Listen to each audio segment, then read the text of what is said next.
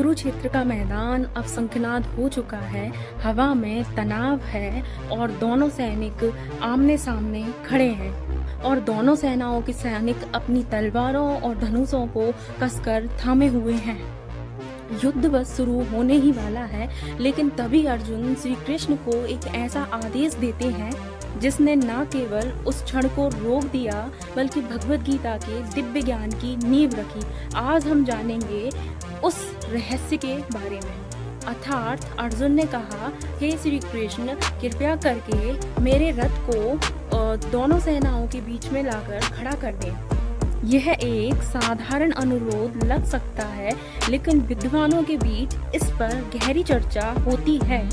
आइए दो अलग अलग दृष्टिकोण से इसको समझते हैं। पहला विचार यह है कि यहाँ अर्जुन अत्यंत आत्मविश्वास में है। युद्ध शुरू होने से ठीक पहले वो बस यह देखना चाहते हैं कि वो किन लोगों से लड़ने जा रहे हैं। वो सामने खड़ी कौरव सेना का निरीक्षण करना चाहते हैं। उनके इस आदेश में एक योद्धा का स्वाभिमान और निडरता झलकती है, जैसे वो कह रहे हों, मुझे बीच में ले चलो ताकि मैं देख सकूं इस अधर्म की लड़ाई में कौन कौन शामिल है। लेकिन दूसरा और सबसे गहरा दृष्टिकोण भगवान श्री कृष्ण पर निर्भर है। यहाँ श्री कृष्ण सारथी की भूमिका निभा रहे हैं। वो ब्रह्मांड के स्वामी हैं, लेकिन अपने भक्त अर्जुन के प्रेम के बस में होकर वह उनका रथ हाँक रहे हैं। यह श्लोक ईश्वर और भक्त के बीच के निश्चल प्रेम और समर्पण को दर्शाता है, जहाँ स्वयं भगवान अपने भक्त की सेवा के लिए तत्पर हैं। श्री कृष्ण की यह रहस्यमयी मुस्कान शायद इसी दिव्य लीला की ओर इशारा कर रही है। दार्शनिक रूप से दोनों सेनाओं के बीच खड़ा होना एक बहुत महत्वपूर्ण प्रतीक है।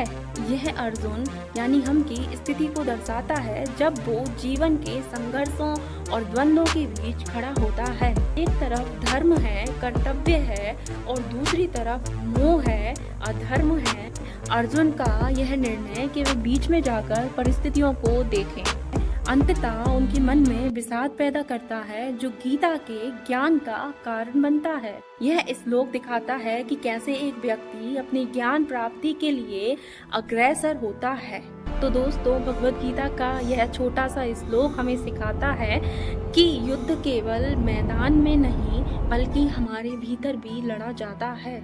अर्जुन का यह एक कदम गीता के उस महासागर की शुरुआत था जिसने सदियों से उस मानवता का मार्गदर्शन किया है। आपको क्या लगता है, अर्जुन का यह आदेश एक आत्मविश्वास था या उनके मन का कौतूहल? मुझे कमेंट्स में अपनी राय जरूर बताएं।